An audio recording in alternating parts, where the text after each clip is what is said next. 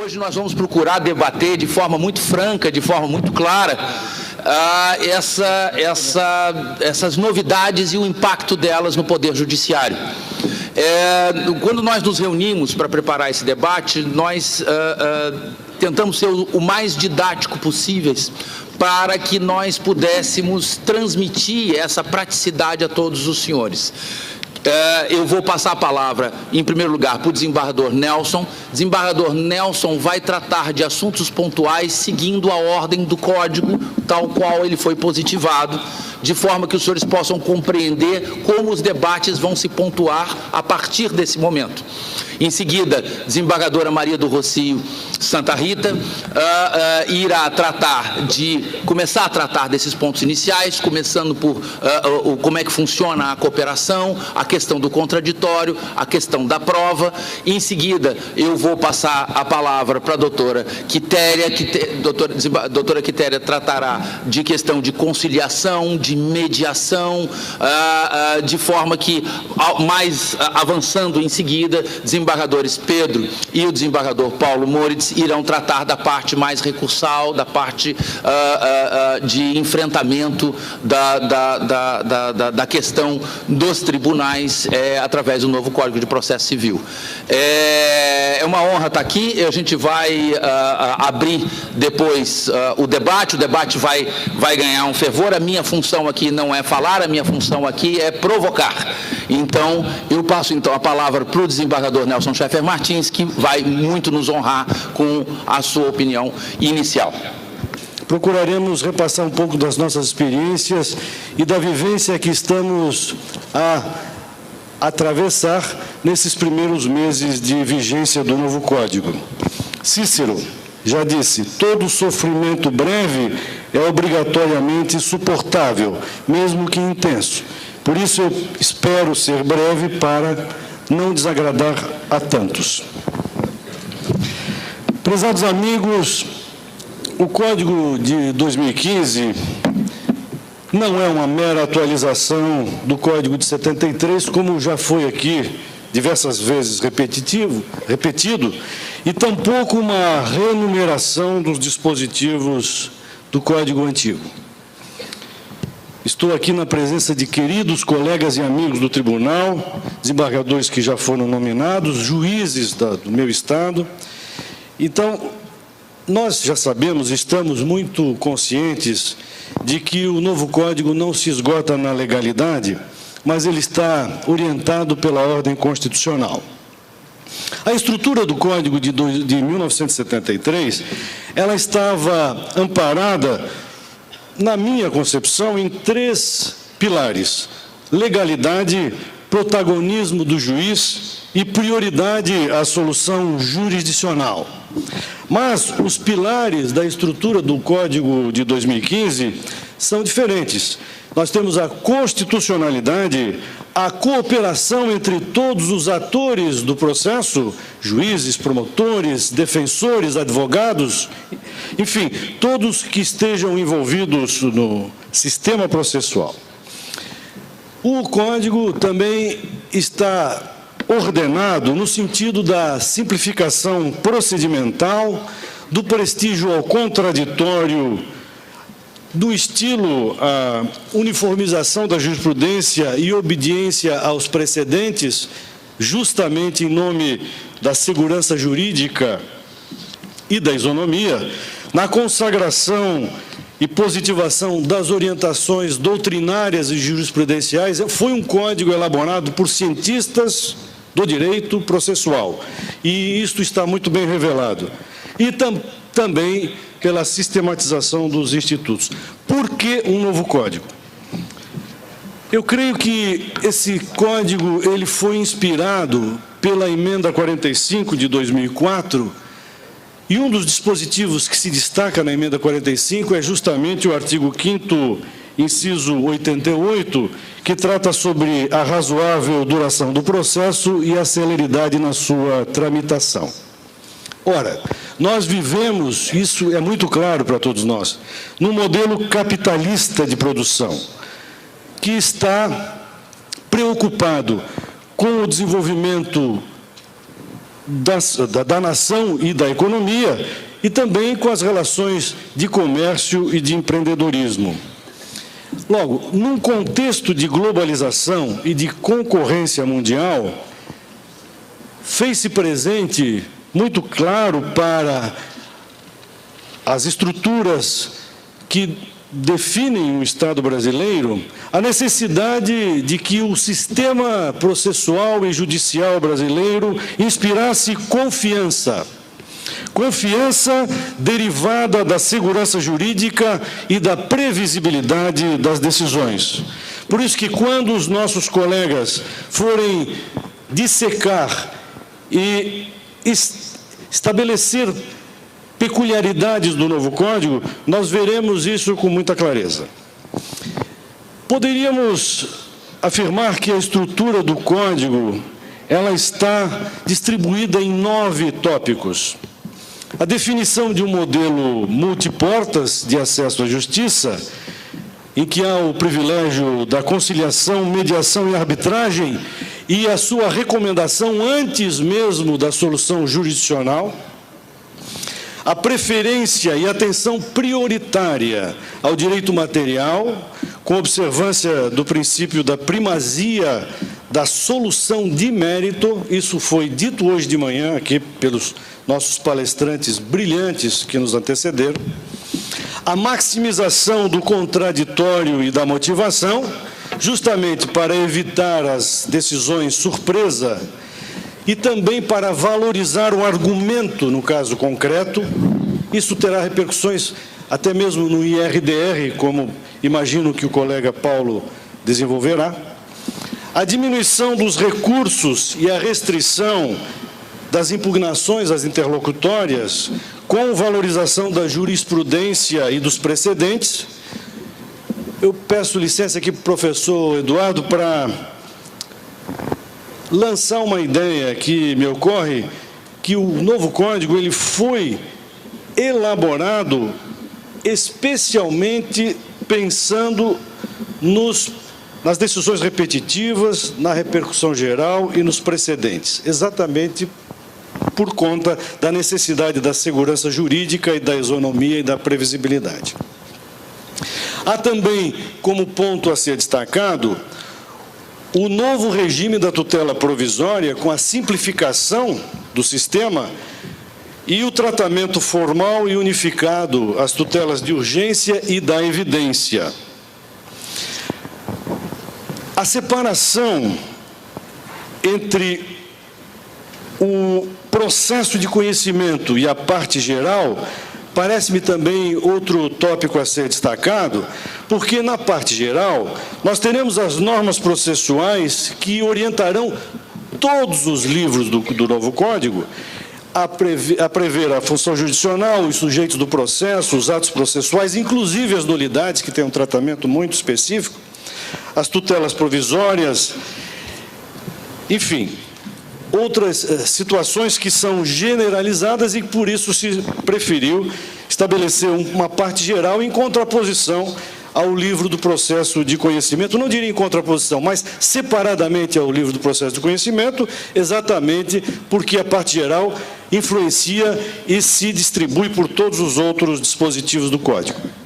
Adequada apreciação da prova e da formação da convicção pelo juízo de verossimilhança e de probabilidade. O sistema democrático que integra e que orienta e que ilumina a solução dos conflitos recomenda que, doravante, o juiz não seja o único destinatário da prova. A doutrina do Código de 73, ela nos passava essa forte impressão. Mas o juiz não é o único destinatário da prova. Muito ao contrário, a parte é talvez a principal destinatária da prova, porque as partes conviverão com os efeitos da prova e as suas consequências pelo resto da vida. O juiz enfrenta a prova no momento da sua decisão. E isso é muito interessante justamente pela abordagem que se dá à prova no novo Código. A interpretação dos textos de direito positivo por preceitos de equidade, razoabilidade e proporcionalidade. Esse é um dado, e foi destacado há pouco, o artigo 8º do novo Código. Isso é um dado importante, mas que merece um cuidado e uma cautela muito especial. Porque nós, apesar de termos a possibilidade de interpretarmos e aplicarmos o direito por equidade, razoabilidade e proporcionalidade, nós não podemos nos esquecer que o princípio da legalidade, ele está presente nos dispositivos da Constituição da República e não podem ser superados em nome de uma interpretação por princípios. E atenção, o último tópico que eu destaco, atenção aos objetivos sociais, políticos, jurídicos e culturais da Constituição da República. Quanto ao modelo multiportas, eu destacaria alguns desdobramentos concretos. O que se entende por modelos multiportas? Eu aqui também me refiro e me dirijo aos acadêmicos de direito. Por isso que eu me permito fazer uma brevíssima consideração a respeito. O modelo multiportas, ele dá prioridade às soluções que não sejam a prestação jurisdicional, ou seja, a conciliação, a mediação e a arbitragem. O que busca o novo Código é inserir na consciência dos operadores do direito uma nova cultura. Uma cultura que combata a litigiosidade e que dê prioridade às soluções consensuais. Dever do Estado, dever do juiz e política pública do Poder Judiciário. Mas antes mesmo da intervenção do Poder Judiciário, do juiz ou do tribunal, os outros sujeitos envolvidos devem tentar a conciliação, isto está discriminado em diversos dispositivos. E aí eu passo para alguns desdobramentos concretos. O artigo 166 e o artigo 174, que tratam dos conciliadores, mediadores e das câmaras privadas. Aqui vale uma observação. O juiz, na medida do possível, não deve participar dessas fases de conciliação, porque há que se preservar o princípio da confidencialidade, exatamente para que o juiz não se sinta influenciado, se for levado a julgar o mérito, não se sinta influenciado pelos debates que foram estabelecidos antes dessa fase. As câmaras públicas, do artigo 174, câmaras de conciliação e arbitragem, que permitem e prevêem conflitos, solução de conflitos entre órgãos públicos, entre si, inclusive de diferentes níveis, como municipal e estadual, o estadual e o federal, o municipal e o federal, mas também entre os entes públicos e particulares. Podemos exemplificar conflitos entre o DENIT e o IBAMA, conflitos entre a CASAN e a Fátima, aqui em Santa Catarina. O artigo 334, que prevê a audiência prévia de conciliação ou mediação, cuja obrigatoriedade está expressamente definida, salvo declarado desinteresse, e também, nesse caso, se sugere a preservação do princípio da confidencialidade. Eu gostaria ainda de falar algo a respeito da atenção prioritária ao direito material. O tempo é intencionalmente delimitado. A sugestão que me foi feita é de 15 minutos, eu tenho mais 3 minutos, portanto, não esgotarei o material que preparei, mas estarei à disposição para os debates na sequência, mas eu pediria licença para ainda falar um pouco sobre a atenção prioritária ao direito material, à solução de mérito. São dispositivos que orientam esse novo slogan, esse grande objetivo do novo Código. Artigo 4º, a solução jurisdicional há de ser prolatada em prazo razoável.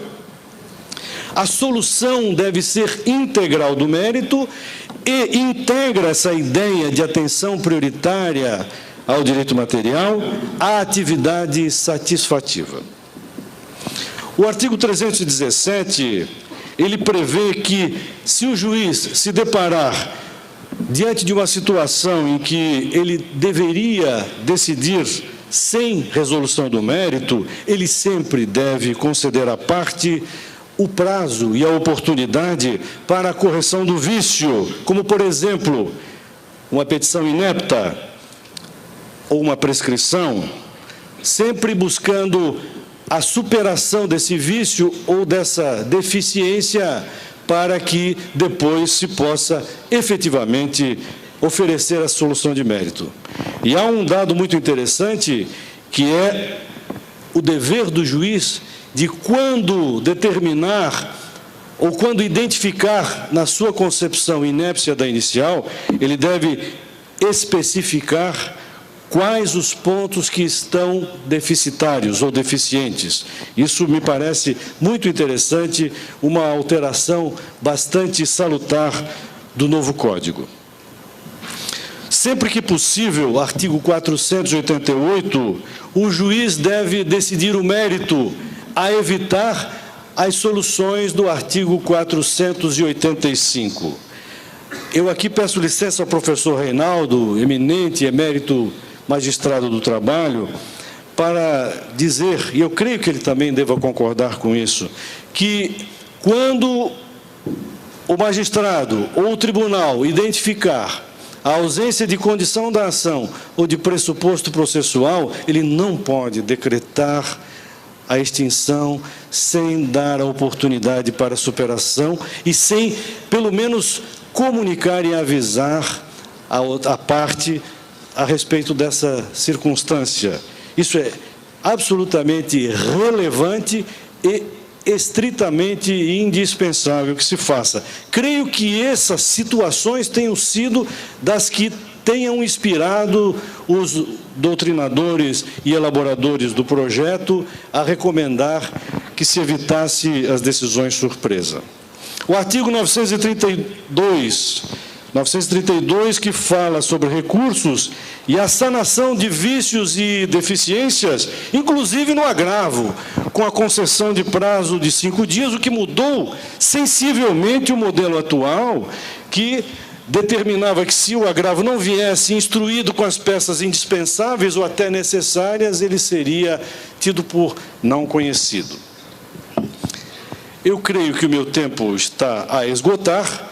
Eu posso, só para aqueles que queiram anotar os dispositivos, não farei comentários, apenas identificarei os números para que nas suas anotações no futuro possam ampliar. Eu também anotei, para a hipótese de atenção prioritária ao direito material, o 339, o 338, o artigo 6º, o artigo 321, o 537, o 774, no processo de execução, inciso 5, o artigo 77, inciso 4, e seu parágrafo 2º, e aqui, para concluir, vez que eu gostaria de falar algo sobre o 942, provocado pelo amigo, parceiro e irmão de tantas jornadas, o Paulo Henrique, 942 e o 938. Mas falarei se me for dada essa oportunidade. Não cooperar pode custar caro, para concluir com os senhores nesse momento. Ou seja, as partes, os procuradores todos devem buscar cumprir com exatidão as decisões jurisdicionais exatamente para prestigiar o princípio da atenção prioritária ao direito material, sob pena de sanções criminais, civis, processuais e pecuniárias. Com isso, eu encerro a minha primeira participação e me mantenho aqui de pé e à ordem para outras considerações. Muito obrigado.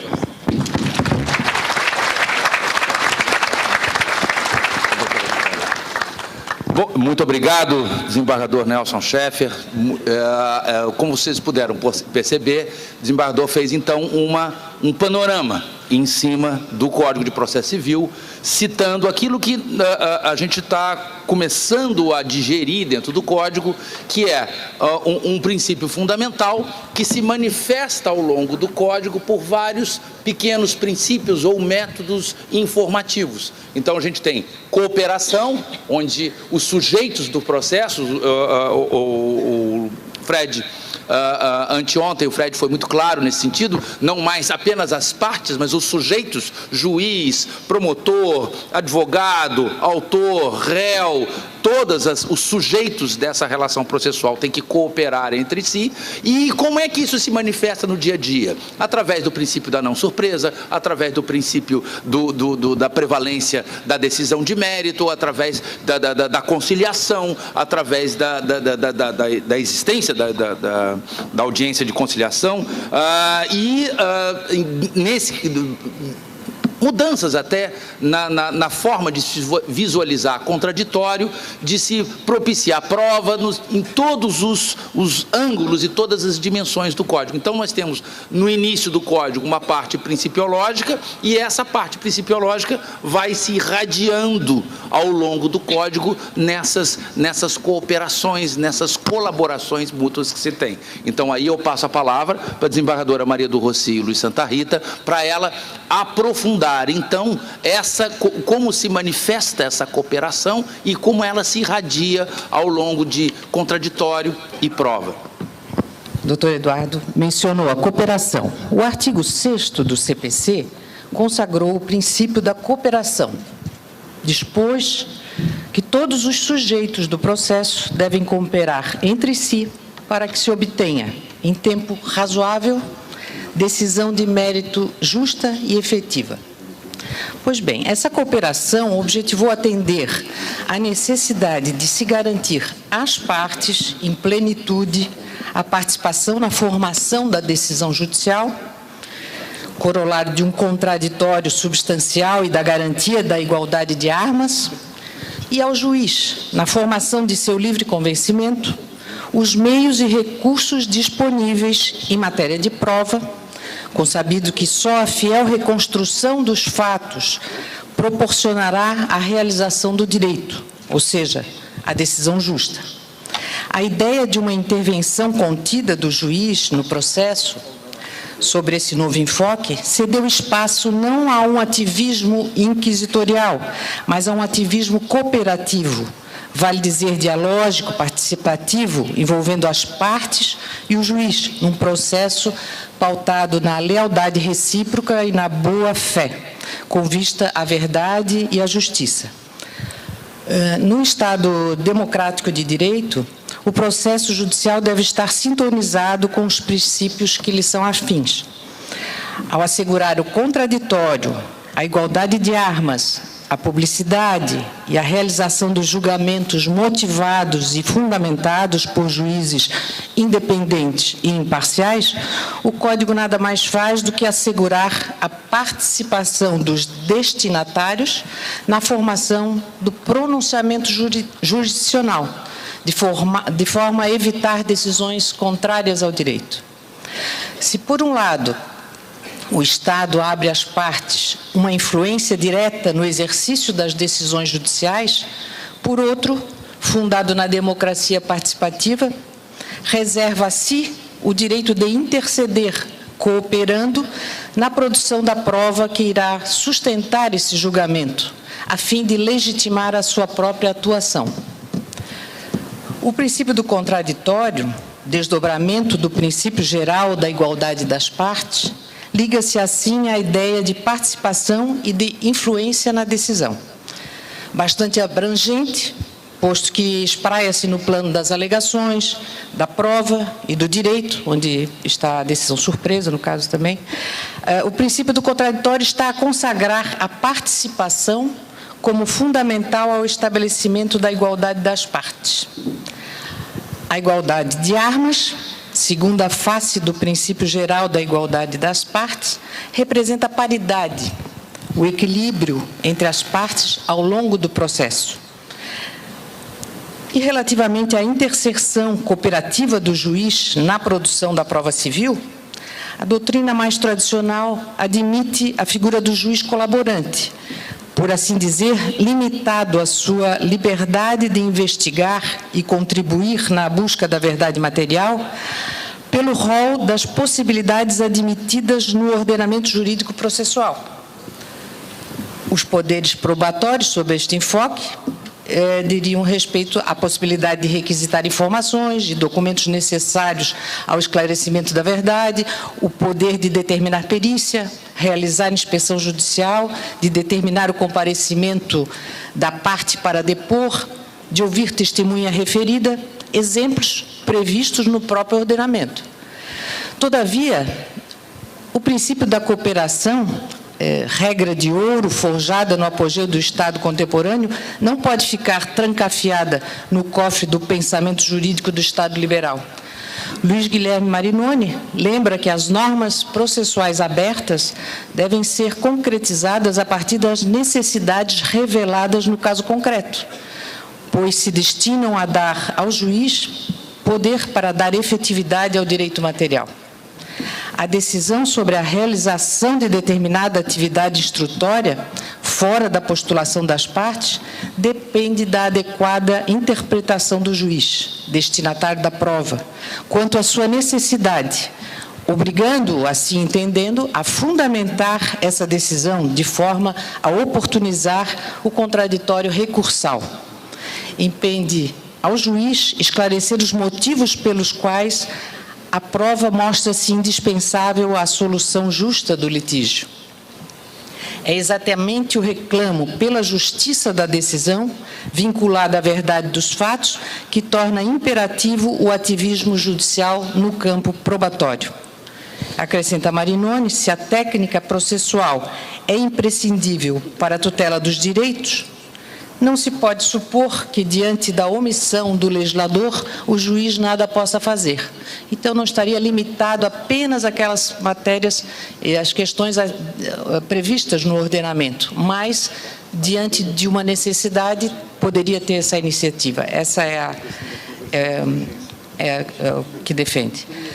Não se admite, portanto, que direitos fundamentais de acesso ao direito e de tutela jurisdicional efetiva possam, de alguma forma, ter seu alcance minimizado. A cooperação do juiz na elaboração do caderno probatório ganha, assim, importância transcendente. É o próprio direito das partes a uma ordem jurídica justa que justifica esse ativismo judicial. O processo civil passa a ser pensado sob a lógica dos direitos fundamentais, como parte indissociável do próprio direito por revelar. A deficiência da prova obstrui a adequada tutela do direito. Portanto, não são as demais normas processuais que estão a limitar o poder de iniciativa do juiz no campo probatório civil, senão apenas o dever da imparcialidade e de lealdade, de ater-se ao apuramento da verdade e à justa composição da lide. Garantir um processo equitativo, tanto quanto cooperativo, capaz de satisfazer o direito e vivificar a justiça, são fundamentos para um maior ativismo judicial na produção da prova, radicados sempre num Estado de direito democrático e nos princípios que lhe dão vida, valor e expressão. Esse é, fundamentalmente, a questão da cooperação e da iniciativa probatória do juiz. Estaremos abertos para... Muito obrigada. Bom, então, nesse primeiro momento, nós vemos princípio da cooperação voltado ao contraditório, princípio da cooperação voltado a um protagonismo do juiz dentro desse contraditório, dessa avaliação da prova, e princípio de cooperação no sentido de conciliação. A maioria das pessoas sabe o que eu penso a respeito de conciliação. Conciliação no Brasil, com esse corte antropológico que nós temos, ela é muito difícil, né? Não é novidade a tentativa de fazer conciliação no judiciário. Em 1995, o antigo Código 73 já havia sido reformado, já havia uma audiência de saneamento, de conciliação e saneamento, que, como acontece no Brasil, a lei acaba fazendo letra morta, acaba sendo esquecida, e aí ninguém nunca mais lembra de fazer a tal da audiência de conciliação. E aí, isso acontece muito, nós advogados podemos falar aqui olho no olho, francamente, muitas vezes a gente ficava aliviado, é audiência de instrução? Não, é de conciliação. Ah, bom, então vamos deixar, porque eu não tenho o menor interesse em conciliar mesmo, então vamos tocar, segue o jogo. Então, são situações que, num momento da década de 90, podiam passar mais desapercebidos, mas hoje, como diria Kant, é um imperativo categórico. Então, hoje, a situação já atingiu um momento de crise tão grande que a conciliação hoje se transforma quase que numa necessidade de recuperar consciências, de recuperar conceitos que a gente julgava ultrapassados e tentar, de alguma coisa, reavivá-los. E aí fica prova, cooperação, mediação, conciliação, ativismo do juiz na prova. Eu vou fazer, então, antes de passar a palavra ao desembargador Pedro Manuel Abreu, para arrematar o que o desembargador Nelson falou já na parte de segundo grau, e eu vou passar a palavra para a doutora Quitéria e para o doutor Paulo Henrique Moritz Martins da Silva, para que eles nos esclareçam, então, qual é a visão do judiciário em relação, primeiro, conciliação e mediação. Isso vai dar certo? Ou isso é perda de tempo processual? Segunda coisa, se não der certo, ou se a questão da cooperação do magistrado, ela vai se limitar a isso, ou se a instrução tiver deficiente, o tribunal vai poder mandar instruir de novo em primeiro grau, ou se o magistrado vai poder sanear progressivamente o processo, de forma a viabilizar, através dos novos instrumentos que o Código nos trouxe, as composições, digamos assim, dos direitos materiais gradativos dentro do processo. Então, com essa provocação, eu passo a palavra, então, à doutor Paulo Moritz Martins da Silva, que está aqui agitado, quer falar primeiro. Vamos ver se as minhas provocações calaram fundo. Se alguém percebeu, confesso que foi inconsciente. É um tema, obviamente, que nos inspira e nos instiga a conversar quando se fala em CPC e Poder Judiciário.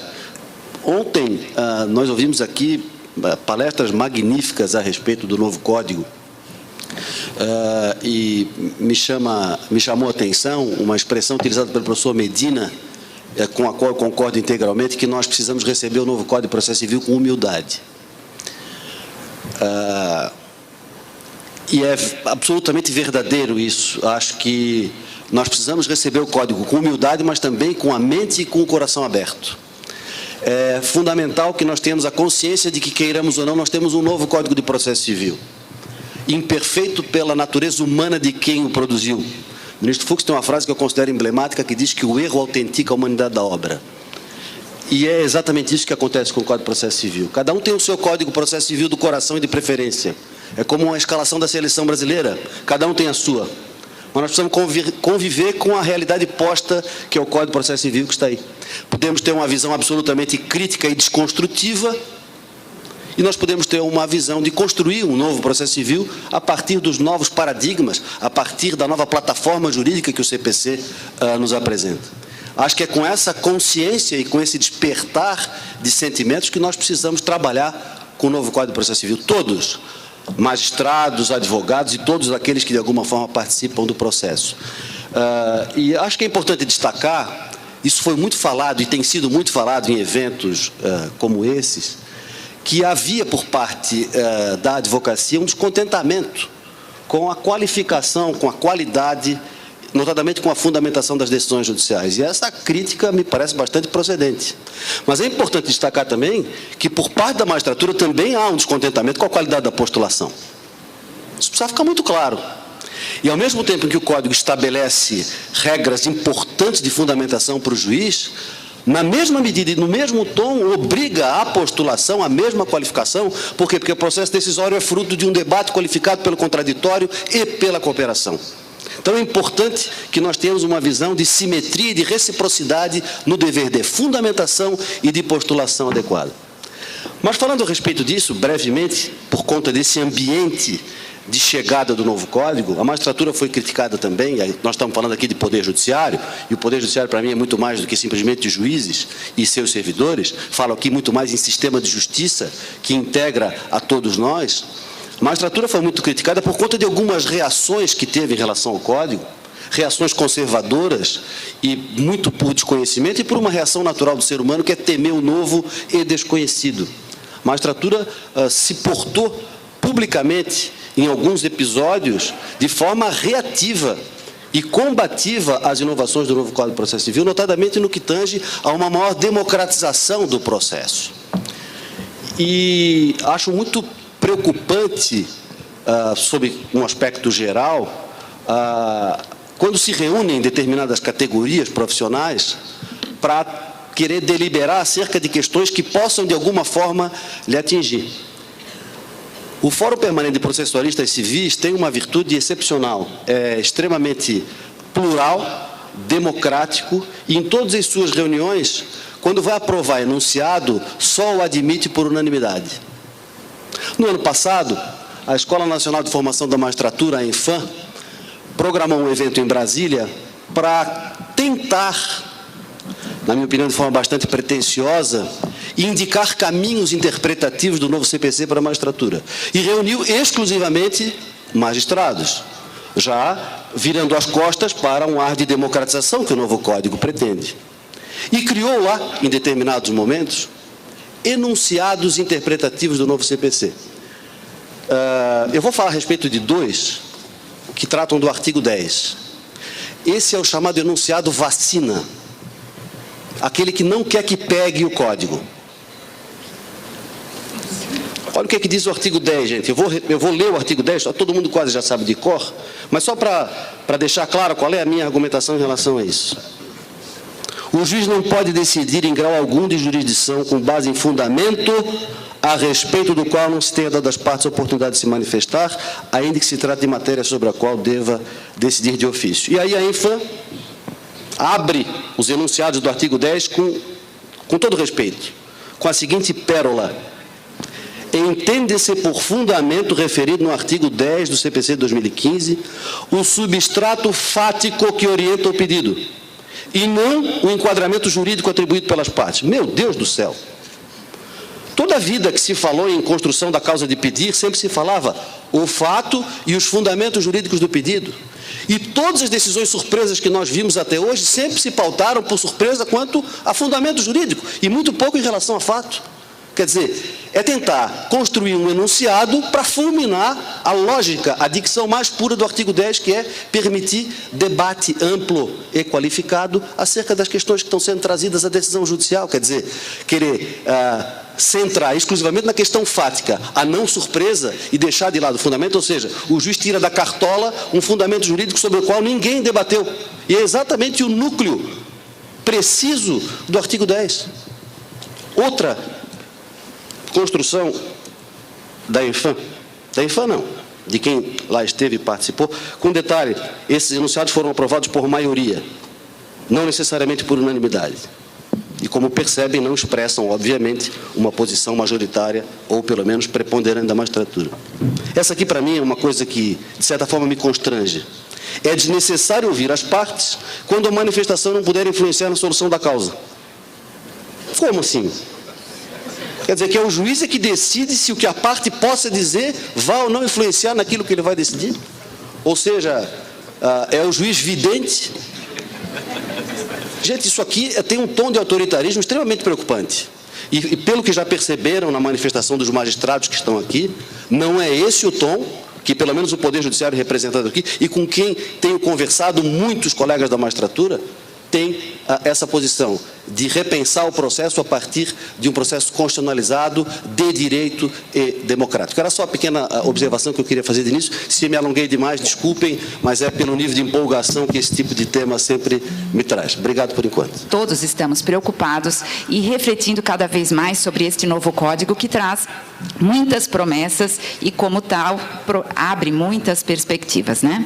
Mas o professor Eduardo dizia que o colega, doutor Paulo, estava agitado. Quem está agitada sou eu aqui para falar sobre o que eu penso a respeito de tudo isso, porque eu gostaria e acredito que tudo passa por uma pergunta fundamental.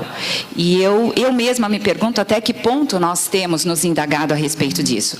E esta pergunta tem a ver com o porquê. O porquê nós um dia escolhemos o caminho do direito para trilhar. Por que, na época do vestibular, fizemos a escolha pela Faculdade do Direito? Por que depois escolhemos a advocacia como missão, a magistratura, o Ministério Público, a carreira que tenha sido? Tenho para mim uma resposta que é a minha, e eu acredito, sinceramente, não ser diferente para nenhum de nós aqui dentro desse auditório. Porque nos incomodamos com a injustiça. Quando a gente revisita esse porquê, a gente se dá conta de que o nosso papel não é propriamente trabalhar com aquela questão de como litigar, que é muito do que nos foi ensinado nos bancos acadêmicos. A pergunta deveria ser outra: como resolver? Afinal de contas, não foi a injustiça, normalmente fundada num conflito, que nos trouxe ao caminho do direito? E aí eu me dou conta que, de repente, nós estamos falando na razão central deste código, que realmente nos convida a repensar, e mais do que isso, depois de repensar, a ressignificar o nosso papel.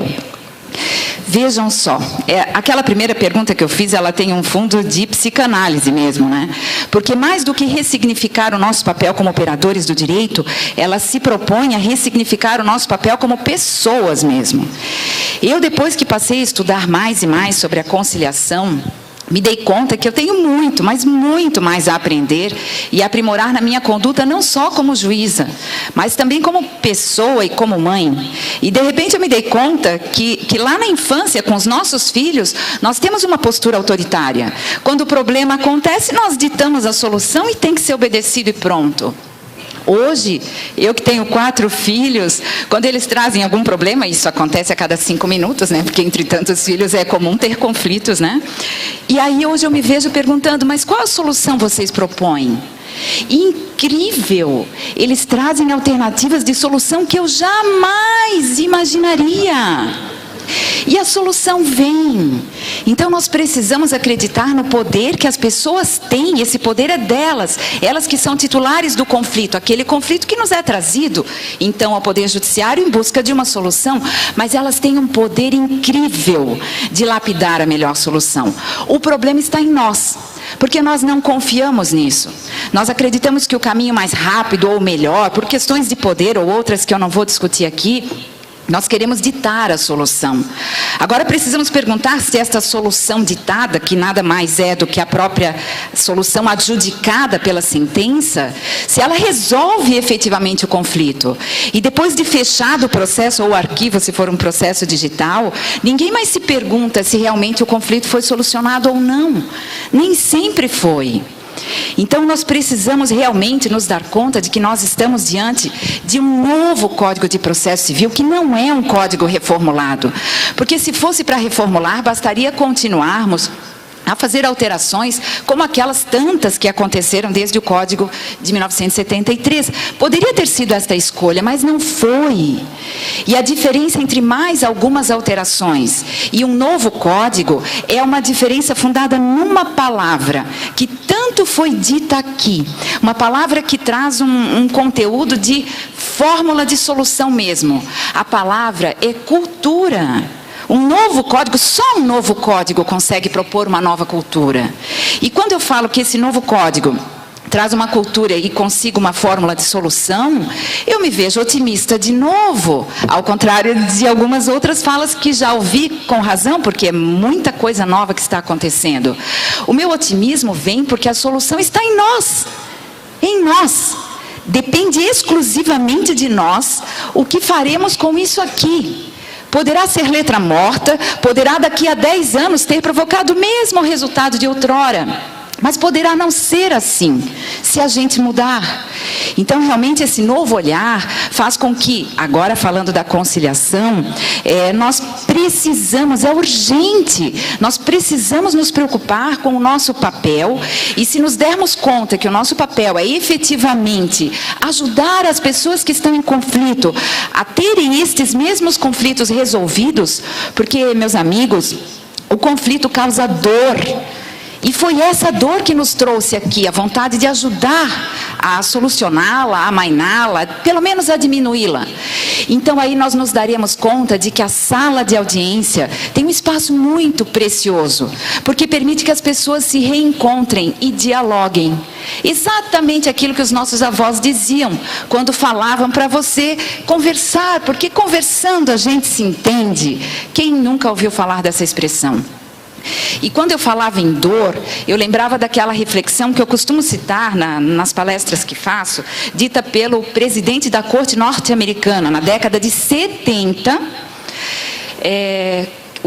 o nome dele é Warren Burger, quando ele dizia o seguinte: as pessoas são como doentes, elas querem remédios, e elas querem da forma mais barata e rápida possível.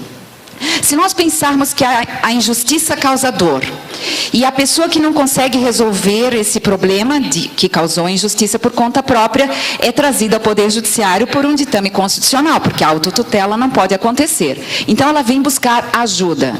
Se nós pensarmos que esta dor, com o passar do tempo, pode se agravar a ponto de causar muitas outras sequelas, que aí nem nós, nem as próprias partes talvez mais consigam resolver, a gente vai se dar conta de que o espaço da conciliação é necessário, porque a sentença tem um poder muito menor de resolver, de amainar esta dor. Então, por isso eu quero dizer aqui que confio demais na oportunidade da conciliação que é dada a todos nós como operadores, advogados, que são os primeiros juízes da causa. É a pessoa que recebe no seu escritório pela primeira vez aquela pessoa que traz a dor em forma de conflito, que tem o poder de chamar a parte contrária para dialogar, para fazer aquilo que as suas vós, a minha avó, também ensinou. E que se ainda assim não conseguir, terá no Poder Judiciário, eu torço que tenha mesmo, a oportunidade de continuar este diálogo.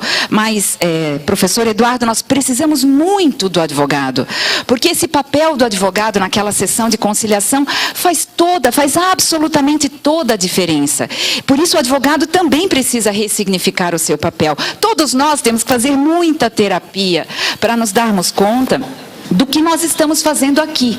Ou então, daqui a muito tempo, como eu disse, olharemos para trás e não veremos o cenário que desejamos, mas que nos é possível criar.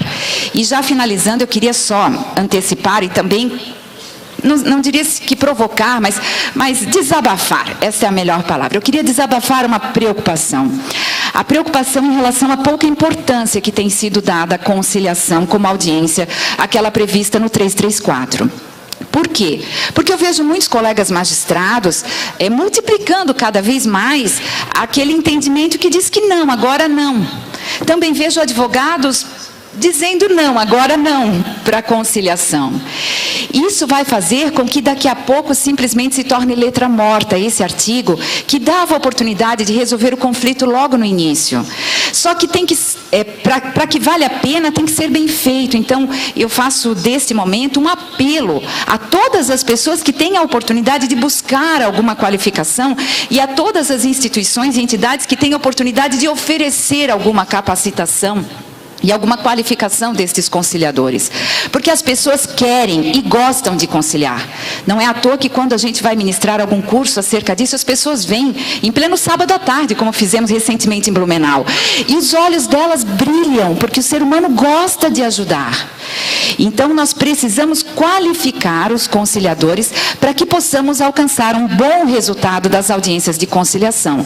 Se não fizermos isso, a gente nem vai poder dizer que não valeu a pena ter uma audiência de conciliação logo no início da tramitação, porque nós não fizemos a nossa parte. Como disse o doutor Reinaldo aqui no início, qual era a nossa parte? Termos refletido, nos qualificarmos e capricharmos naquele momento da conciliação. Aqui eu me refiro ao papel do conciliador, ao do advogado que veio antes, ao do magistrado, ao nosso papel indistintamente. Somente quando fizermos bem o nosso papel é que nós poderemos dizer lá na frente, quem sabe, que não terá valido a pena designá-la logo no início. Mas eu tenho uma leve desconfiança, não sei se pelo meu cunho altamente otimista, talvez dê para perceber isso, que se nós fizermos bem feito, vai valer a pena. Porque o tempo que esse jogo dura, professor Eduardo, o senhor que acabou de dizer que em não havendo a conciliação segue o jogo, é um tempo contado em dias, é um tempo contado em minutos e em segundos para quem sofre. Não é um processo a mais na estatística do Poder Judiciário, um número a mais no processômetro que a gente vê nos sites, nem um processo a mais nas suas estatísticas como advogados. Não, são minutos, horas e dias a mais, talvez uma vida. E ela é única na vida daqueles que sofrem pela angústia da dor. Então, o nosso compromisso, o nosso desafio é imenso, absolutamente imenso, mas não maior do que a nossa capacidade de alcançá-lo. Antes de passar a palavra para o desembargador Pedro, eu já vou deixar aqui para a desembargadora Maria do Rocio, o desembargador Nelson Schaeffer, para o desembargador Paulo Moritz e para a doutora Quitéria, algumas provocações para eles não serem pegos de surpresa com base no princípio da não surpresa. Eu estou querendo cooperar. Apenas eu vou imaginar aqui, porque alguns advogados aqui que eu conheço pensaram tão alto que eu escutei. Então, eu vou imaginar aqui, olhando para eles aqui, eu vou imaginar as três cidades fictícias que eles não conhecem. Sei lá, São Miguel do Leste, São Bento do Norte e Discórdia. São cidades fictícias que não existem, mas apenas para a gente colocar a base ali, como funciona na base. Dr. Paulo Moritz, postulação e decisão se aproximando, contestação inicial tem que ser anteprojetos de sentença? Doutora Quitéria, a conciliação depende de uma conjunção de vontades, uma parte que é a morte da outra. Né? Nós somos latinos, né? Claro que é dor, e é exatamente isso que uma parte quer que a outra sinta, dor.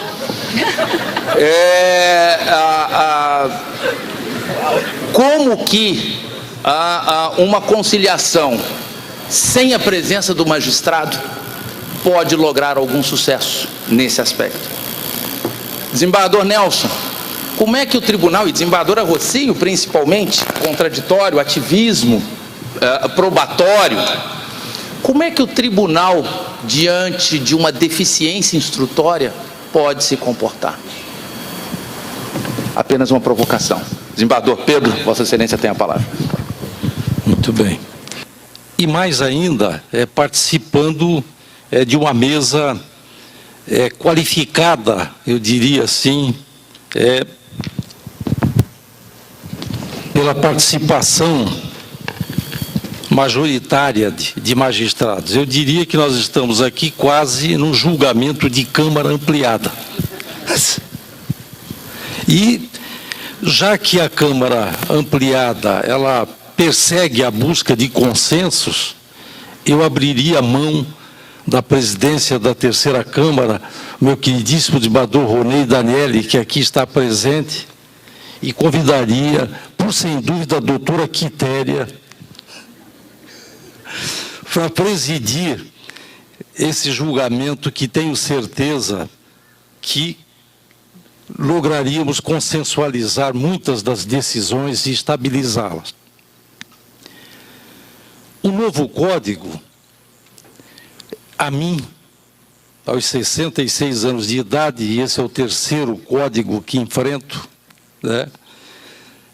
Não me acho, embora decano do tribunal, eu repudio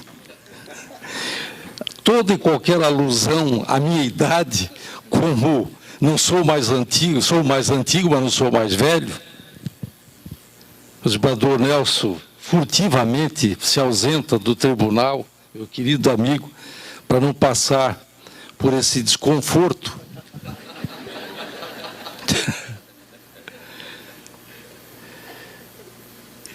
O novo código, para mim, ele se apresenta como uma obra de arte, eu diria talvez de arte moderna, que aos poucos passa a ser desvelada. Estamos numa fase meio contemplativa, arredando os véus. Eu, nesse momento, com absoluta honestidade, não sei se gosto ou se não gosto. Eu tenho muitas preocupações, principalmente com a nossa cultura jurídica, com a nossa formação acadêmica. Porque o novo modelo, ele, por sem dúvida, ele radicaliza transformações que nós, as escolas de direito, ainda não idealizaram. Mas essas mudanças, eu gosto de mudanças. O tribunal, em fevereiro, e especialmente nós do direito público, passamos por um impacto, eu diria, dobrado. O processo digital, que para nós era um fantasma terrível, que precisaria ser dominado, uma nova cultura de trabalho e, ao mesmo tempo, um novo Código de Processo Civil. Nós estamos, e no tribunal, nós ainda estamos numa certa zona de conforto, porque nós convivemos com duas realidades. Nós temos processos que ainda se orientam pelo Código de 1973 e temos processos novos, digitais, já sob a vigência do novo Código.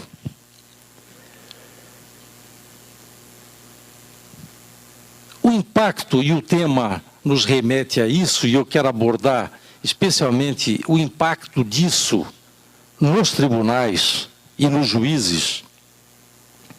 Me parece que isso precisa ser destacado.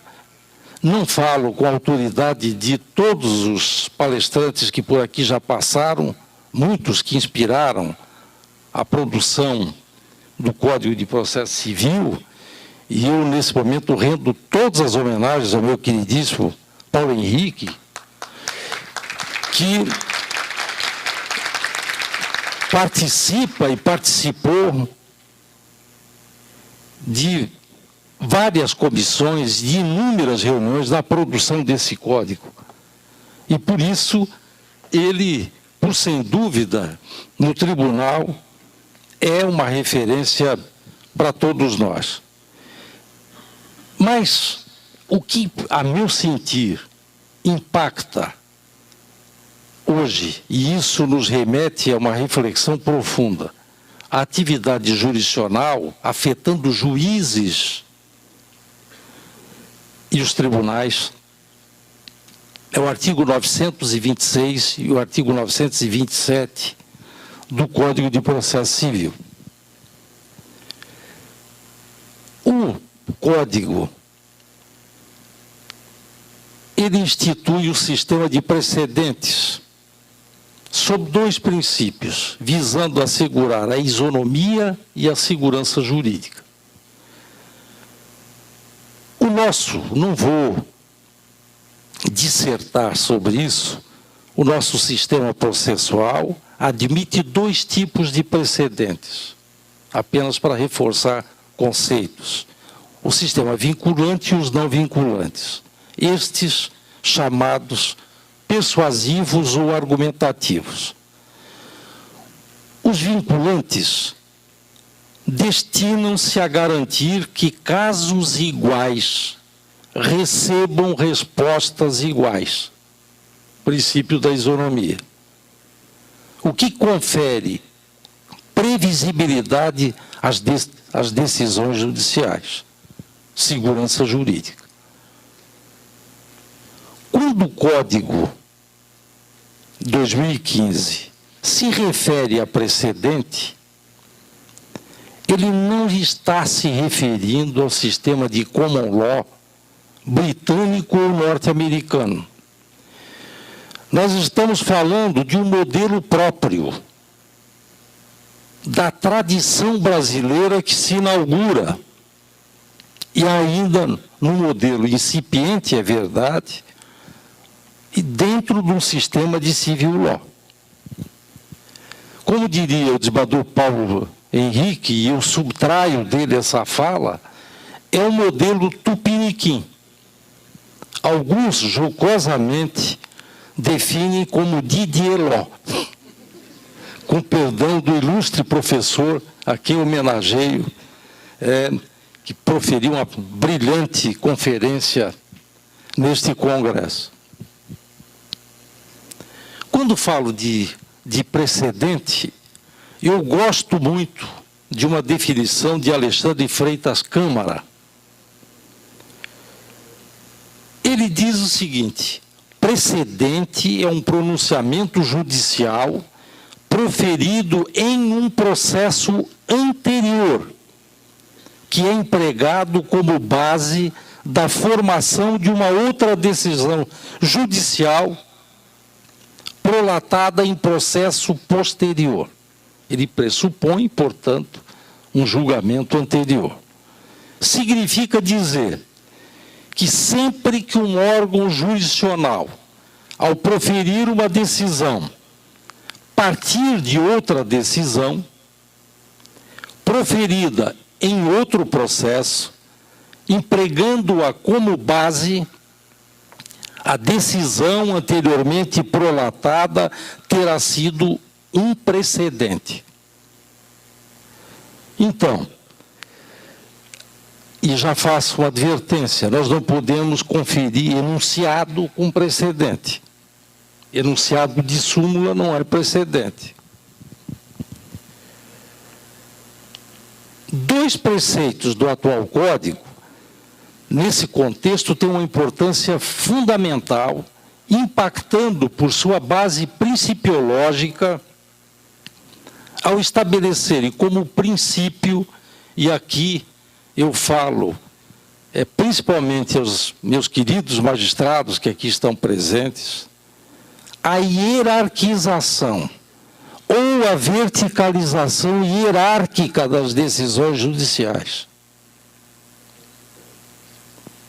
E é sobre eles que gostaria de tecer breves considerações pelo impacto que geram em todo o universo jurisdicional, vinculando juízes e tribunais.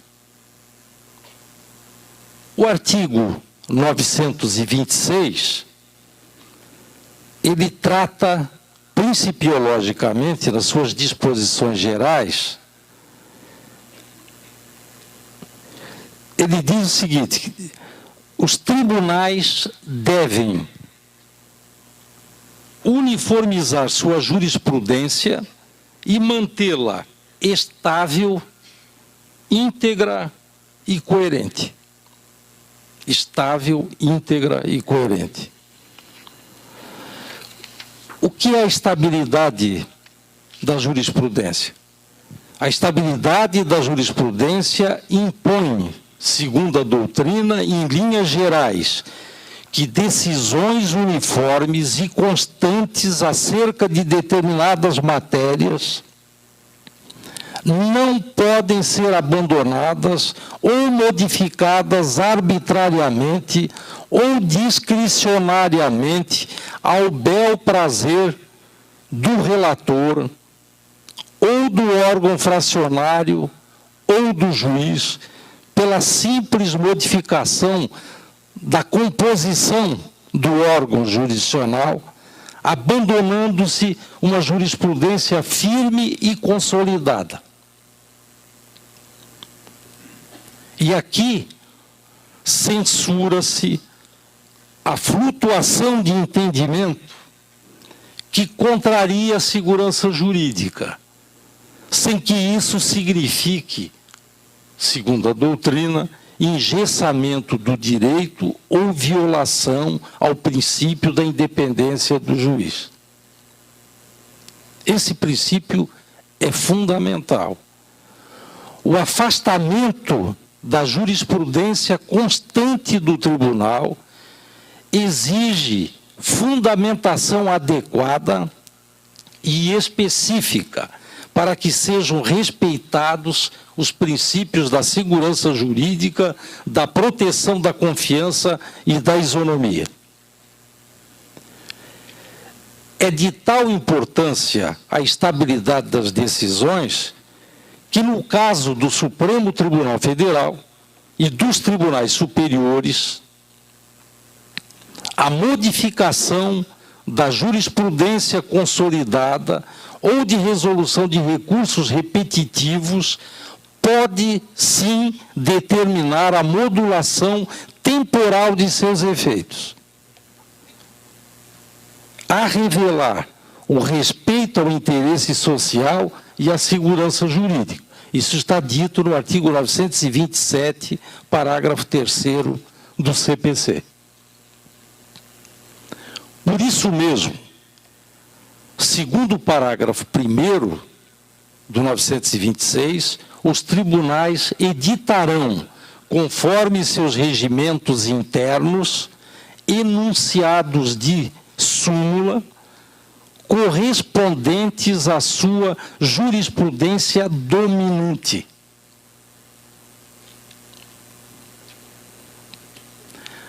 A súmula da jurisprudência dominante não se adstringe apenas ao enunciado, mas também às decisões em que tal matéria foi enfrentada e decidida, de modo a permitir o conhecimento das circunstâncias que levaram à formação daquele entendimento e os fundamentos que lhe servem de base. Isso significa que não se pode editar um enunciado solto.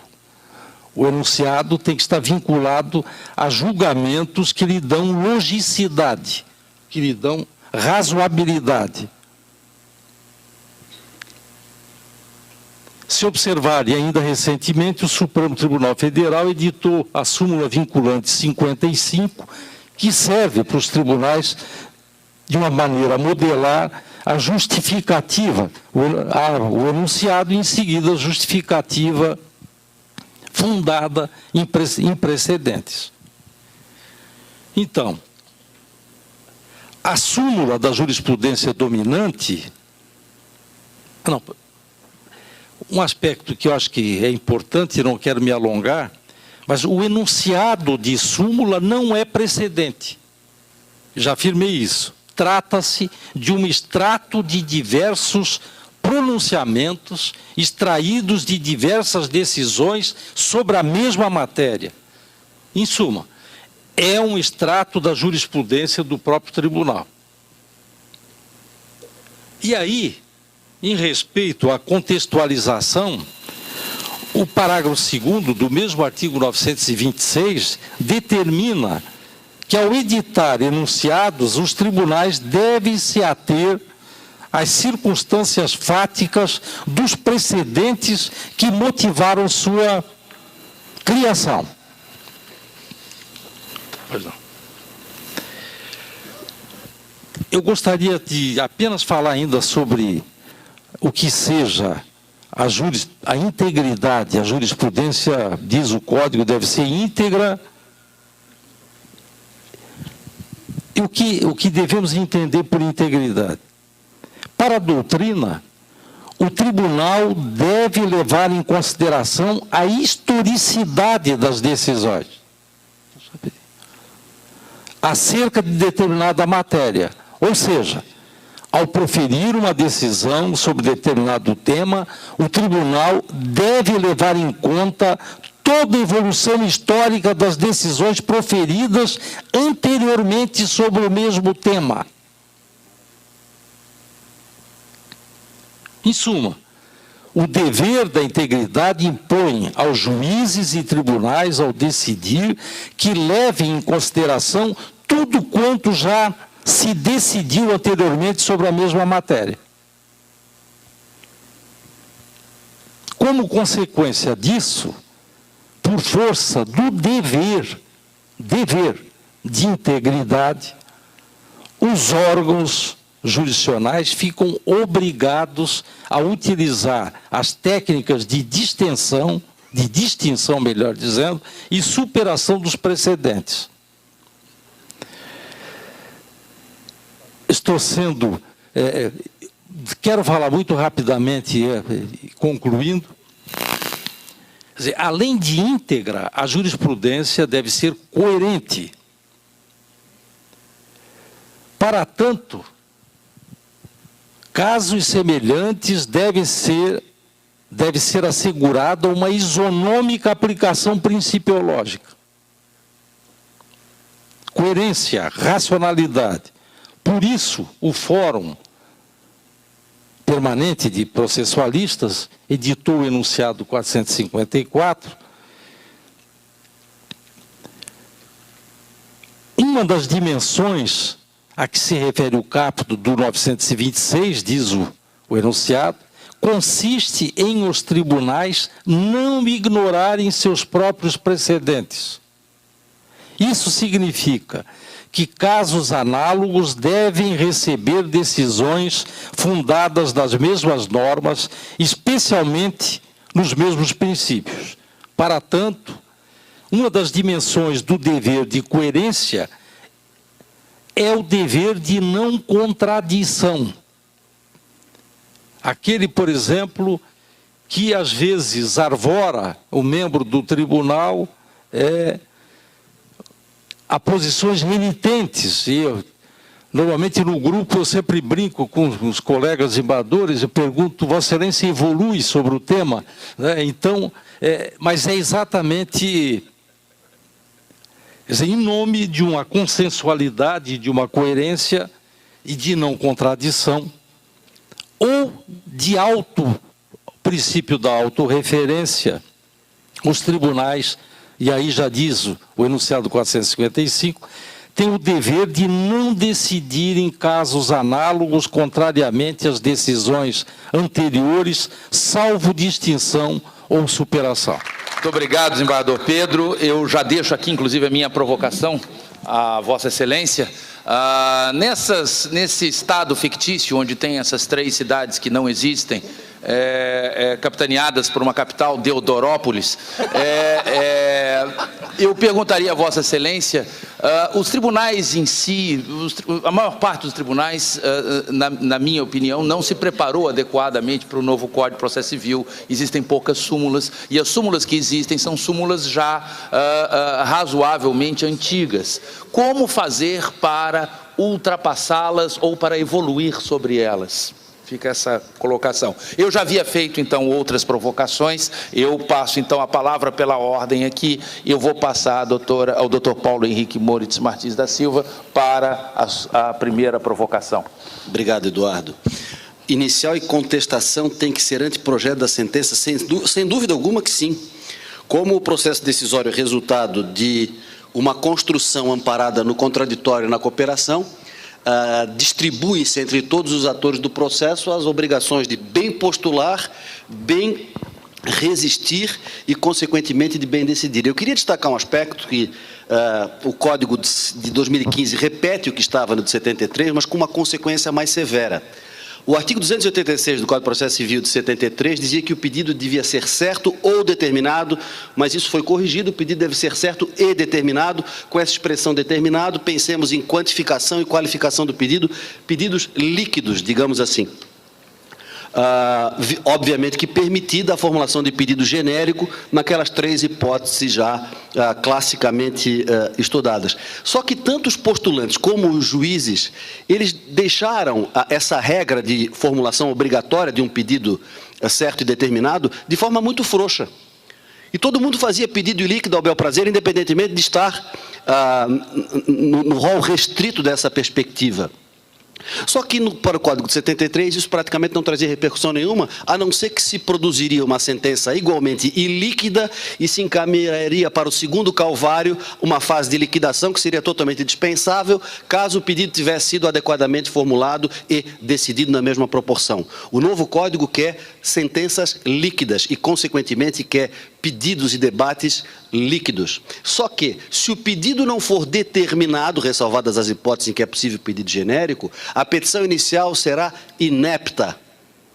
Percebam, o advogado do réu poderá articular a inépcia da petição inicial na hipótese de o pedido não ter sido formulado de forma determinada. Isso é uma consequência bastante severa, todos nós sabemos. E aproveitando o gancho, pelo tempo será a minha última participação, eu gostaria de falar a respeito da primazia da decisão de mérito, lá do artigo 488 do Código de Processo Civil, que fecha praticamente toda essa construção de necessário enfoque do mérito para que o juiz não seja um mero decisor de processos, mas um decisor de causas. O juiz do Código 73 era um decisor de processo. Qual era a lógica? Era quase, não vou dizer isso, obviamente, que de forma geral, mas se visualizava isso o juiz de tocaia. Ele ficava aguardando a existência de qualquer nulidade ou de qualquer impasse para fulminar o processo com base no 267.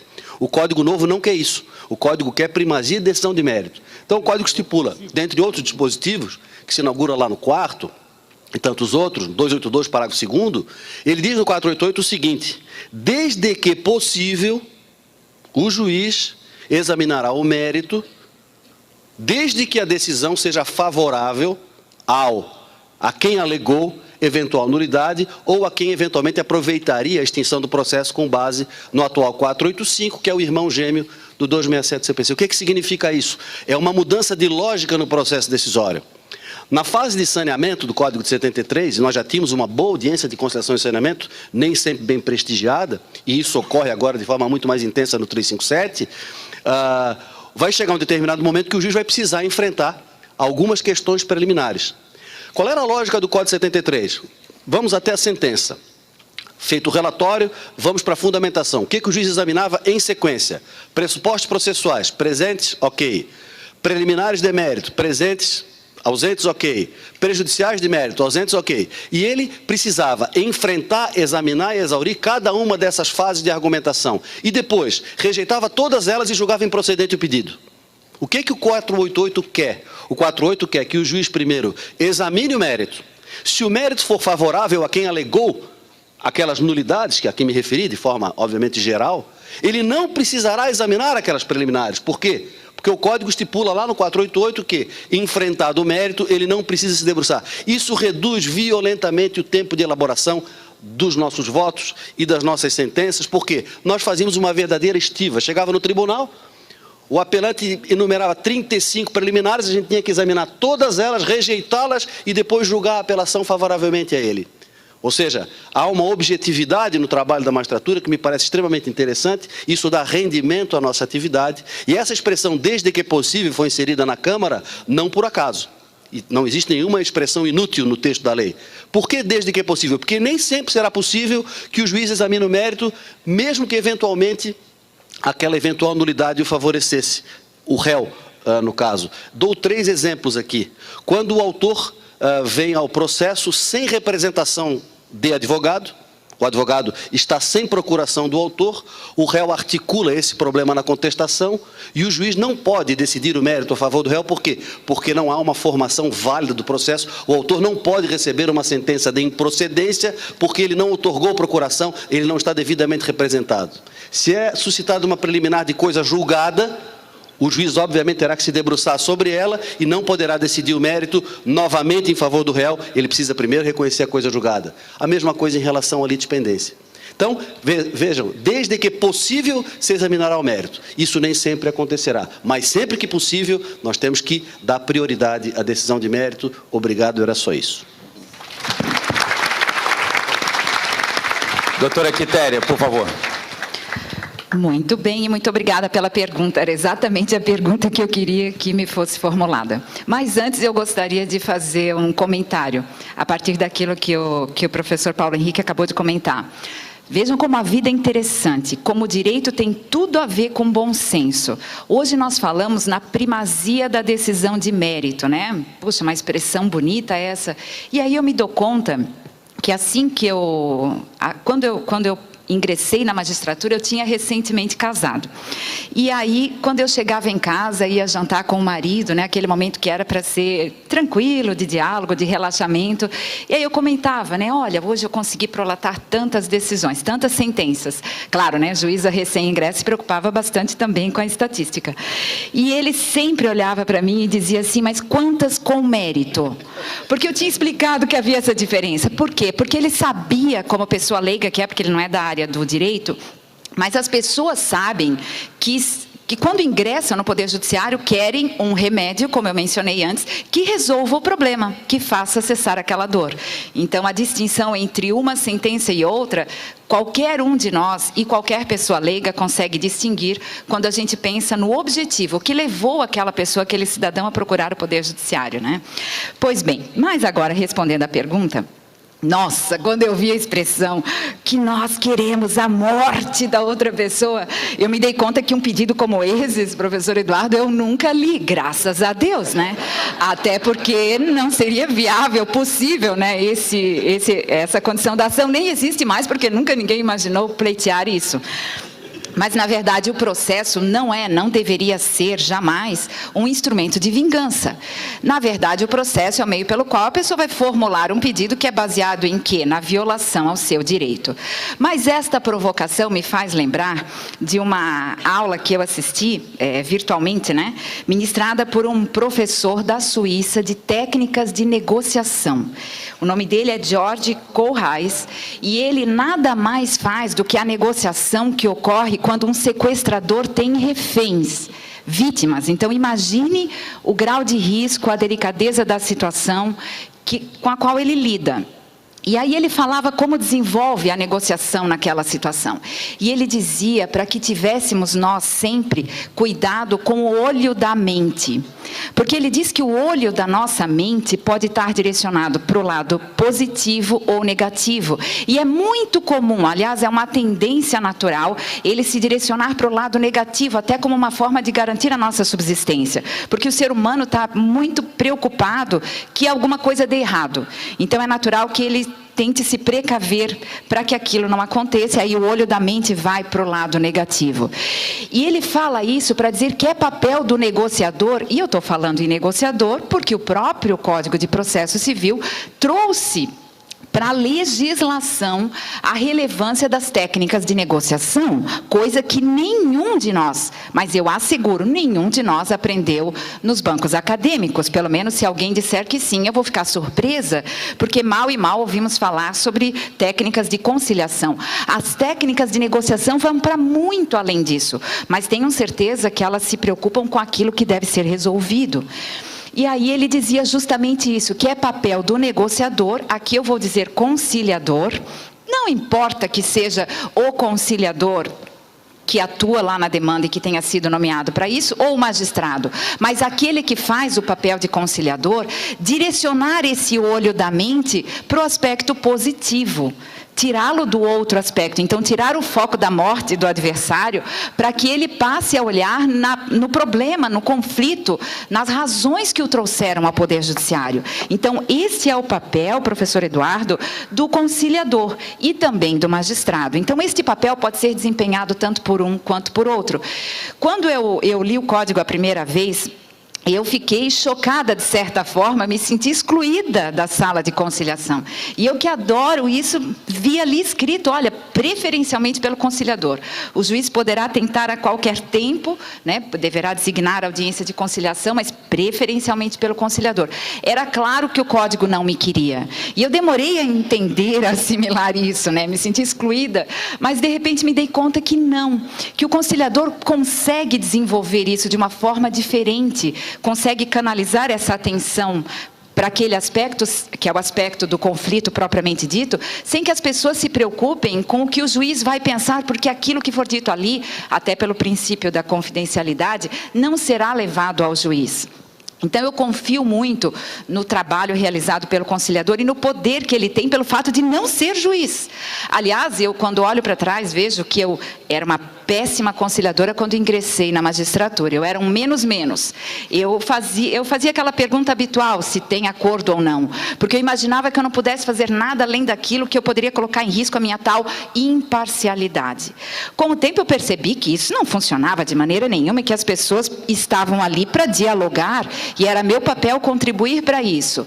Hoje eu me sinto um pouco melhor nesse trabalho conciliatório, né, nessa postura mais colaborativa. Eu diria que eu sou mais ou menos. Mas eu acredito, sinceramente, que o dia que eu deixar de ser juíza, o dia que eu me aposentar e tiver a oportunidade de ser conciliadora, eu talvez consiga ser uma conciliadora mais. Porque o conciliador tem esse aspecto, essa conotação de não compromisso com a decisão, de compromisso com a solução, desde que ele consiga fazer aquela modificação, né, do foco, que é do olho da mente das pessoas que estão ali. Evidentemente, eu me refiro aos titulares do direito discutido. Mas, para tornar um pouco mais real tudo isso que eu falo, eu gostaria de citar bem rapidamente, porque eu sei que o relógio nos oprime, mas essa angústia também nos oprime, então vamos lá. Ninguém está com fome aqui, né? Imagina.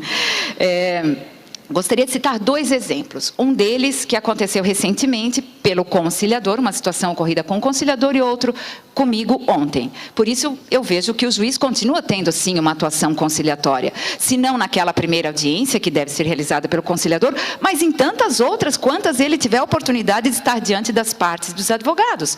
Isso pode acontecer na audiência de conciliação e organização do processo, na audiência de instrução e julgamento. Todo tempo é tempo para novamente tentar resolver o problema de forma muito mais efetiva, como é a conciliação.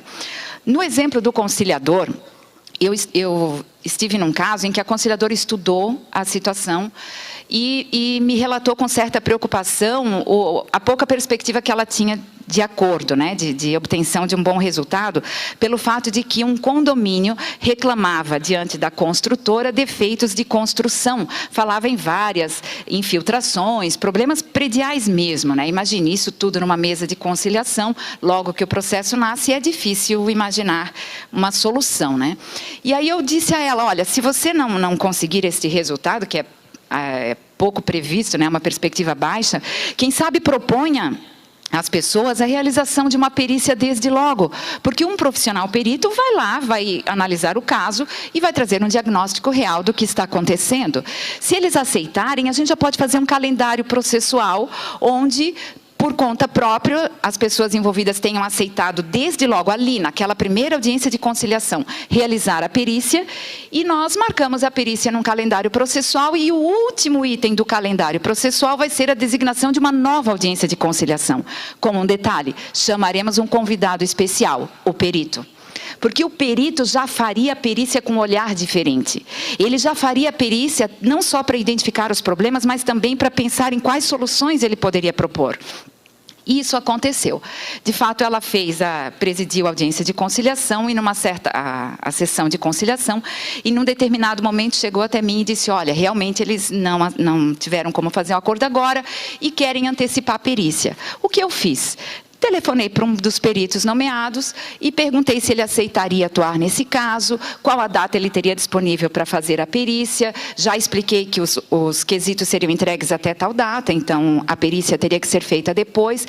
Pedi a ele que me dissesse em qual data ele entregaria o laudo pericial. Projetamos 30 dias após a realização da perícia, que ele mesmo marcou, e designei ali, olhando para a pauta, a nova audiência de conciliação, porque eu queria a presença dele. Me lembro de ter perguntado se seria melhor para ele no começo ou no fim do expediente. Ele disse, não, doutora, tem que ser no começo, porque se for no final eu não posso. Ótimo, marcamos no início da tarde, a primeira audiência de conciliação vai ser aquela, e já contando com a intimação dele. Ele já sabia ser perito e que faria a perícia, entregaria o laudo e compareceria à audiência de conciliação. Assim, fizemos um calendário processual, de modo que eu espero que seja feita a perícia e que tenhamos uma melhor sorte naquela próxima audiência de conciliação, que teremos ali com a presença de todos os envolvidos e do perito. Acredito que, como tal, não seria no modelo antigo, porque agora as pessoas estão com o olho da mente voltados para a solução. Quais são as infiltrações? quais as providências necessárias para resolvê-la, quanto tempo, quanto custa, e as pessoas todas já estão focadas nesta solução. Claro, se tudo isso não der certo, aí sim o jogo segue, né? Mas só depois de todas essas tentativas. Ontem, agora citando um exemplo em que eu participei, eu tinha lá uma situação empresarial onde os sócios se degladiavam a ponto de pedirem a destituição de um deles. Ora, destituir um sócio da administração de uma empresa causa um impacto para muito além do que 2 ou 3 laudas de uma decisão possam imaginar. Impacta a vida da empresa, a projeção, a imagem dela, a insegurança nos funcionários e tanto mais efeitos que nós nem podemos imaginar. E eu estava numa audiência de justificação ali, eu era a juíza. Quando eu entrei na sala de audiência, eu tinha ali sentado a primeira testemunha, que já iria depor, já estava qualificada. Eu disse, não, mas eu quero conversar antes. Pedi que a testemunha se retirasse, até para não se deixar influenciar pelo que conversaríamos ali, e perguntei quais os problemas, né, quais as alternativas de solução. E eu me dei conta de que as alternativas de solução são muito mais simples de serem resolvidas do que o efeito de uma decisão que eu sabia qual seria se fosse prolatar. E assim nós marcamos uma nova audiência. Então vejam, quando eu falo numa audiência, eu não falo no momento mágico, mas eu falo num caminho novo, que pode implicar em mais de um ato. Então marcamos uma nova audiência com tempo suficiente para que a parte contrária busque solucionar aquelas alternativas de solução que foram ditas ali pela parte autora. Vamos ver se será possível. E, claro, resolvemos o que deve acontecer no meio do caminho, que é, até a próxima audiência, quem fica na gestão da empresa, isso foi combinado entre eles, e mais, vejam aqui o princípio da colaboração, não só no processo, mas na vida real. Combinamos também, na ata, tudo direitinho, que durante este tempo, até a próxima audiência, a parte contrária terá acesso à empresa, a todos os documentos contábeis. Para quê? Para se inteirar bem da situação e buscar a solução para aquelas alternativas que mencionei. Olha, então eu penso que o que nós precisamos é desenvolver a boa vontade que há em nós, porque os caminhos estão aqui, estão ao nosso alcance. É por isso que eu torno a dizer, tudo o que vai acontecer depende exclusivamente de nós. Doutor Eduardo, sejamos nós conciliadores, juízes, advogados, quem quer que seja, mas que tenhamos esta boa vontade.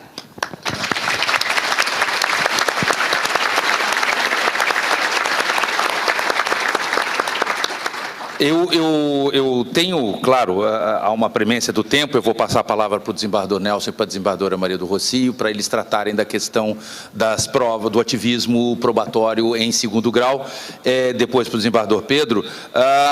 Eu ainda voltaria num segundo turno de provocações, tanto para a doutora Quitéria quanto para o doutor Paulo Moritz, mas aí depois vocês provoquem eles individualmente. A provocação seria, doutora Quitéria, para poder trazer as pessoas à razão, não há necessidade da presença obrigatória da autoridade do magistrado.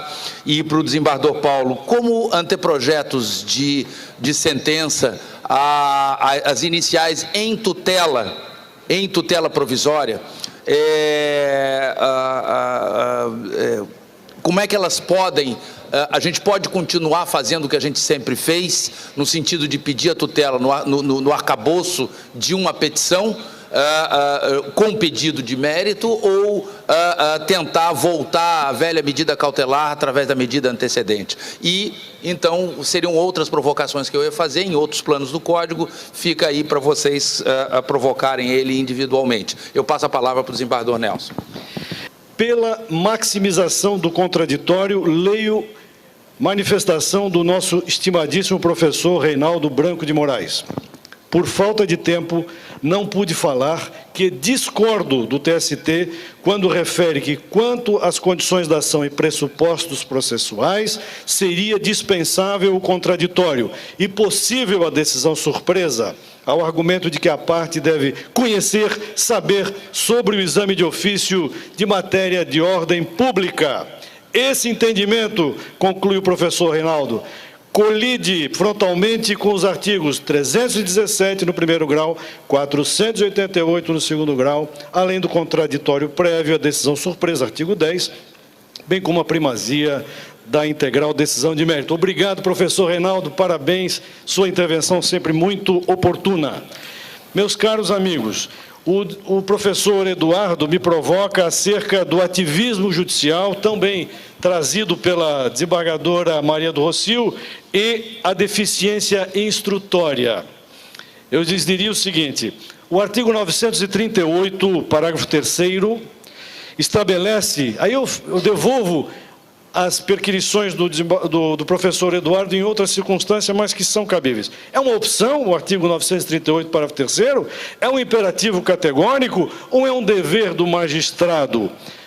Eu diria, o artigo 938, parágrafo 3º, que prevê a conversão do julgamento em diligência no segundo grau, por deficiência probatória. O relator considerou necessária a produção de uma prova, desembargador Joel. E se o relator não considerou necessária a produção dessa prova, mas o colegiado assim definiu que seria indispensável a realização daquela prova, o órgão jurisdicional tem o dever, não a opção, por imperativo categórico, diante da própria filosofia do Código, de converter o julgamento em diligência para completar a instrução. Mas, uma vez que essa matéria não pode ser suscitada por agravo, porque não está elencada dentre as interlocutórias impugnáveis. Como é que se faz isso? Eu diria o seguinte: mesmo que não suscitável por agravo, não provoca a nulidade da sentença, primeira conclusão que eu tiro, porque, justamente por não ser suscitável por agravo, o tribunal pode suprir essa deficiência e pode, ao retornar a perícia ou a prova testemunhal ou de qualquer natureza que seja produzida, devolvida essa prova, essa diligência ao tribunal, ele poderá julgar o mérito sem que isso implique sequer em supressão do princípio do duplo grau de jurisdição. Portanto, meus amigos, considero que os tribunais estão hoje sob a égide de um novo dispositivo que prevê, se necessário for, a conversão do julgamento em diligência sem anular a sentença, porque isso também homenageia o princípio da celeridade.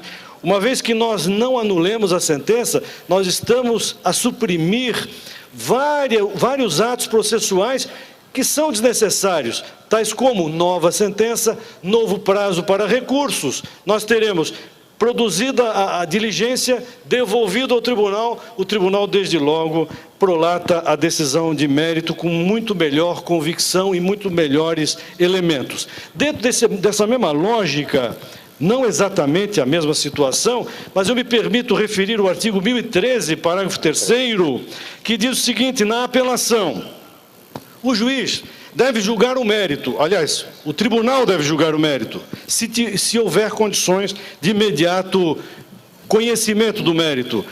Mas, mesmo diante de nulidade por não congruente com os limites do pedido ou da causa de pedir, a saber, mesmo que a sentença tenha sido extra petita ou ultra petita, mesmo que o tribunal declare a nulidade daquela sentença, julga o mérito na sequência.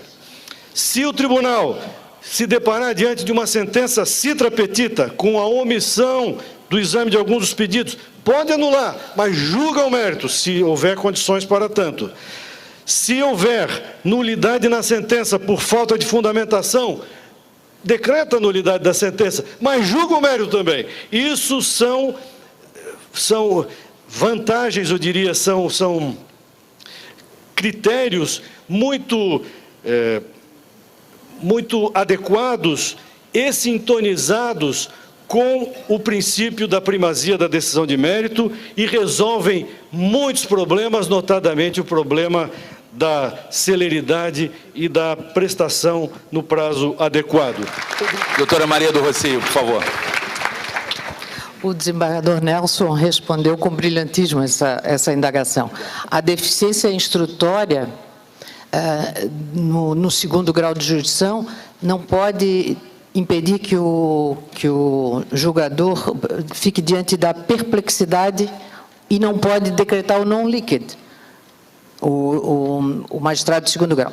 Então, a solução realmente é a conversão do julgamento em diligência, e cansamos de fazer isso. Em casos de família, se baixa para determinar um novo estudo social, para fazer uma perícia num caso de erro médico, ou e o magistrado de segundo grau, entendendo necessário ouvir, agora sim, dentro dessa nova iniciativa probatória, ouvir que dentro do contexto do processo surgiu uma pessoa que pode esclarecer algum fato que repute importante, mandar ouvir uma testemunha, então, um especialista, enfim. Então, de fato, a conversão do julgamento em diligência é o caminho para essa questão da deficiência instrutória no segundo grau de jurisdição. Desembargador Pedro. Só para finalizar, o que tinha já ponderado anteriormente, gostaria de lembrar, e isso é fundamental, que o artigo 927, nos incisos 1 e 3, ele se refere à eficácia vinculante dos enunciados. E os incisos 4 e 5, ele se refere a precedentes persuasivos ou argumentativos. Isso, segundo consensualmente tem definido a jurisprudência. Um outro ponto que é absolutamente relevante, a demonstrar a hierarquização das decisões, a partir do Supremo Tribunal Federal até o Tribunal Local, em relação ao juiz e ao próprio tribunal, o artigo 489, parágrafo 1º, ele dispõe que não se considera fundamentada qualquer decisão, interlocutória, sentença ou acórdão, que deixar de seguir enunciado de súmula, jurisprudência ou precedente invocado pela parte. Vejam o impacto que isso gera nas decisões judiciais. Por outro lado, o tribunal editou no direito público, eu não sei em relação a outras competências, aos demais grupos, o tribunal editou o primeiro IRDR. A instituição do IRDR, da relatoria do desembargador Ronei Daniele, ele trata da dispensação de medicamentos e de tratamento de alto custo. A instituição do IRDR, já admitida, impõe a todos os tribunais, a todos os gabinetes e a todos os desembargadores e a todo o tribunal a suspensão de todos os processos. Eu lembro que verse sobre essa tese jurídica. Lembro que era a prática corrente no tribunal até agora, as câmaras julgarem o processo e postergarem esse exame pelas vice-presidências quando da interposição de recurso extraordinário especial. A partir de agora, a própria Câmara, se o próprio relator não fez isso individualmente, a própria Câmara tem de estar atenta para obstar o julgamento até que a matéria seja decidida. Outra questão relevante é que o incidente de assunção de competência e o tribunal, a Câmara, o Grupo de Direito Público editou 2, tem força vinculante, não só em relação ao direito público, mas também em relação ao tribunal. E aqui eu faço um registro da decisão contra o IAC, usando uma sigla que já parece que foi popularizada, né? Incidente de assunção de competência, na hipótese de interposição de recurso extraordinário ou recurso especial, não descabe efeito suspensivo. Portanto, a súmula tem efeito imediato, o enunciado tem efeito imediato. o Código apenas confere efeito suspensivo às decisões do IRDR. E por isso, às vezes, os diversos órgãos do tribunal têm que estar atentos a essas particularidades para que não se verifique, na prática, por exemplo, uma hipótese já verificada de concessão de liminar para suspensão de uma decisão do grupo em tema de incidente de assunção de competência. Uma outra questão, senhores debatedores, que é relevantíssima, e isso demonstra o imenso impacto dos julgamentos dos tribunais superiores em relação à atividade jurisdicional em todos os planos. Estima-se em torno de 100 milhões de processos em tramitação no Brasil. Pois bem, os tribunais ainda não se orientaram. O NURER agora sim tem uma página, o NURER, uma página no site do tribunal, publicando todos os temas já aprovados pelo Supremo Tribunal Federal e pelo STJ. O que isso significa? Eu tenho anotado aqui, só o STJ editou já 956 temas, dos quais 682 já foram julgados. O Supremo Tribunal Federal tem outro tanto de temas já aprovados. E isso ainda é fundamental, que todos nós, juízes, desembargadores, operadores jurídicos, fiquemos atentos ao princípio da verticalização. O artigo 1037 impõe em todo o território nacional, em todas as instâncias, a suspensão de todos esses processos, até que seja dirimida, seja julgado o tema. Quer dizer, no Supremo Tribunal Federal, se houver admissão da repercussão geral, ou se finalmente julgado ou não. Então, o impacto disso, eu estou falando aqui de em torno de 1.800 temas, e o Supremo e o STJ têm sido absolutamente generosos na produção disso.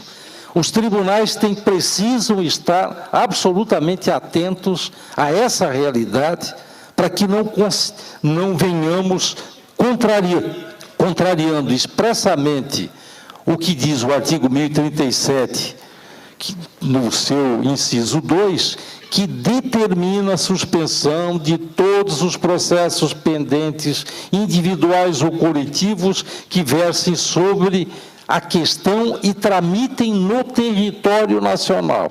E, para isso, são comunicados os presidentes de tribunais, e, evidentemente, por isso que o CNJ briga pela estruturação dos NURERs, porque é o NURER que faz essa comunicação efetiva no âmbito interno, para que não sejam ou desconhecidas, ou na lida diária de juízes, desembargadores, não se tenha a memória, né, do impacto ou da decisão que precisa ser tomada.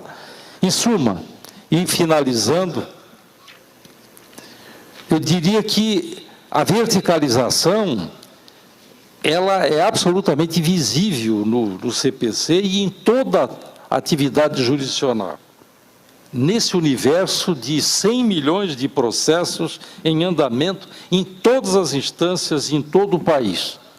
E, por isso, precisamos nos atualizar e não ficarmos na memória do Código de 73 e realmente tomarmos as providências que sejam necessárias. Agradeço a todos pela paciência até agora, agradeço a todos os queridos colegas que aqui participaram, foi muito gratificante aqui estar, agradeço a paciência de todos, né, que aguardaram até esse momento para nos ouvir. Obrigado. Bom, senhores, eu gostaria de alongar esse debate, né? O sonho de todo advogado é ter 5 magistrados aqui disponíveis para tirar todas as dúvidas. Infelizmente não é possível, todo mundo está com fome. Cada vez que eu vejo a doutora Quitéria falando, eu ganho mais esperança na vida. Então... Mas quando eu fiz serviço militar, eu fiz CPOR, nem sei se existe mais CPOR, mas na minha época ainda tinha CPOR, e eu fui fazer infantaria. E a primeira coisa que a gente aprende em infantaria é que o meu comandante chegou para mim: olha, a primeira coisa que você precisa saber em infantaria é que muita gente tem que morrer até que vocês consigam chegar no final da praia. Então, o novo Código de Processo Civil, e eu fico pensando nessas cidades fictícias que eu inventei, lá em São Miguel do Leste, lá em Discórdia, até no Rio de Setembro e outras cidades que tem por aí. Lá no Rio, o presidente do tribunal designou para as varas de família juízes que pagam pensão alimentícia. Não tem IRDR que sustente isso. Não tem. Não é uma... Então, nós, advogados que estamos ali na linha de frente, vamos fazer os nossos anteprojetos, vamos tentar conciliar, vamos respeitar as súmulas e vamos tentar mudar corações e mentes.